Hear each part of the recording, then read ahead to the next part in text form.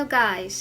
අද අපි බලමු කොහොමද කොහේ ඉඳන් කොහෝ කියනවද කියන සින්දුව අපේ වර්ණනාවෙන් වාදනය කරන්නේ කොහොමද කියලා.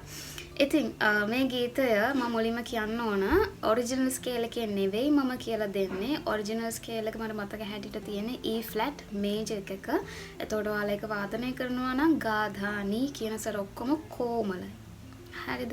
එතකොට ඒ ගීතය පොඩ්ඩක් අමාරුයි. ඒ නිසා මම ඒක F major එකකට පොඩ්ඩක් හැරෙව්වා. එතකොට මේකෙදි අපිට ඒ කොමල එක ස්වරයක් තියෙනවා කොමල නී කියන ස්වරය. නමුත් අර ඔරිජිනල් ස්කේල් එක තරම් අමාරු නැහැ. පොඩ්ඩක් පහසුයි. හරිද? උත්සාහ ගමු අපි මේක වාදනය කරන්න. එතකොට මේකේ යන බීට් එක 6/8 ලස්සනයි අපිට ලස්සන බීට් එකක් එක. එතකොට මම මේකෙදි කියලා දෙනවා කොහොමද කෝරස් එක සහ වර්ස් එක වාදනය කරන්නේ කියලා. මම මියුසික් එක මේකට අදාළ කරගන්නේ නැහැ.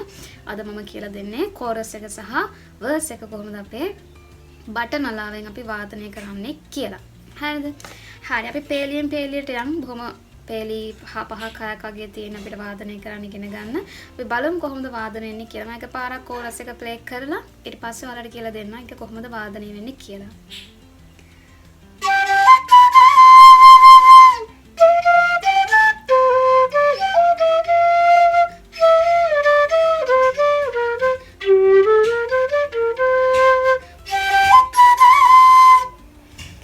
පළවෙනි කොටසේදී ශුද්ධ නී සහ කොමල නී ස්වර දෙකම භාවිතා වෙනවා. ඒතකොට වාදනය කරද්දී පැහැදිලිව හරි ස්වරය හරි තැනදී වාදනය කරන්න.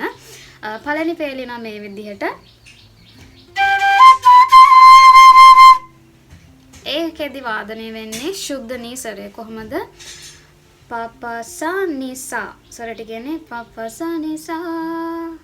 මෙන්න මෙහෙම. එතකොට පපසා නී සා මෙතනදී නී එක සුද්ධයි. ඊට පස්සේ එනවා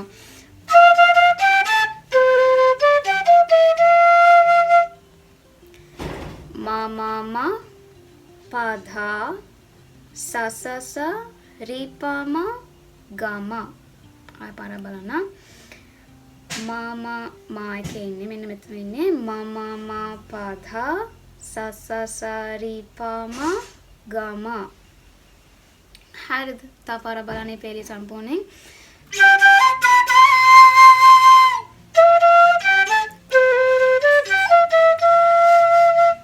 මෙන්න මෙහෙම. ඊට පස්සේ ඊළඟ කොටස එනවා.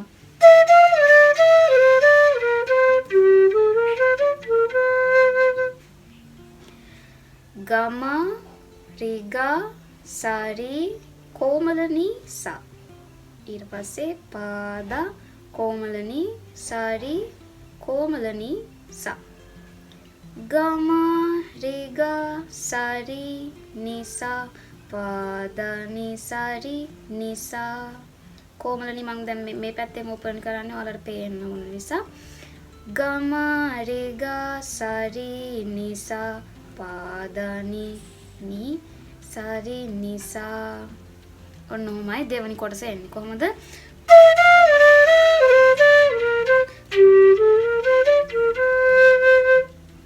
මෙන්න මෙහෙම. ඔන්න කෝරස් එක හරි. හරිද? කෝරස් එක දෙපාරක් වාදනය කරන්න. ඒ කොටස දෙපාරක් වාදනය කරන්න. අපි දැන් යනවා වර්ස් එකට. වර්ස් එක කොහොමද එන්නේ?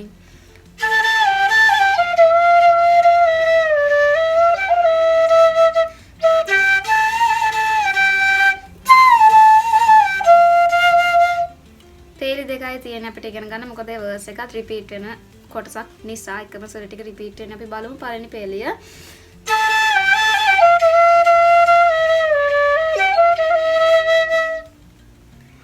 ධායකකින් පටන් ගන්නෙ.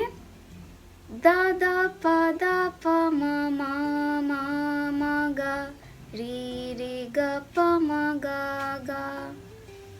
කොහොමද? ධා ධා ප ධා පා මා sorry මා මා ගා రీ రీ ග පම ගා ගා. දාදා පදා පම මා ගා රේ රේ ග පම ගා ගා. හරිද? ඊට පස්සේ ඊළඟ පේ දෙනවා.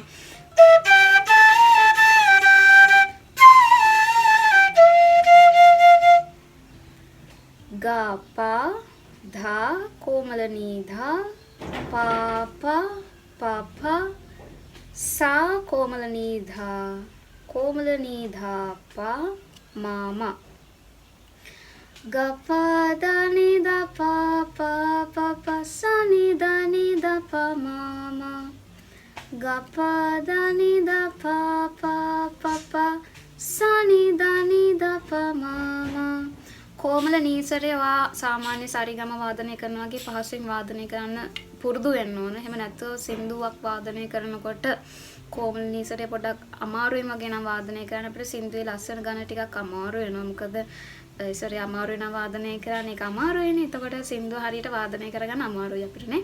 ඒ නිසා පොඩ්ඩක් උත්සාහ ගන්න මේ කොමල සර වාදනය කරද්දී මොන සරේ වාදනය කරත් කොමල වේවා ශුද්ධ වේවා මොන සරයක් වාදනය කළත් ඒ සරේ පහසුවෙන් වාදනය කරන තරම මට්ටමට ආව හදා ගන්න ඕනේ. හරිද?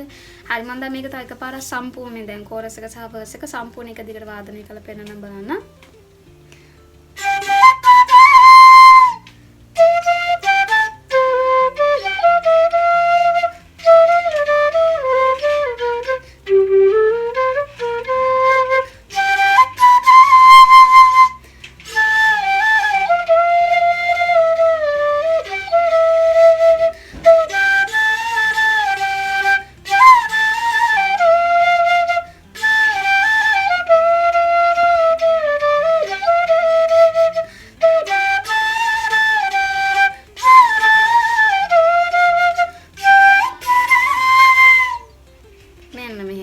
වාදනය වෙන්නේ. හරිද? ඉතින් උත්සාහ කළ බලන්න.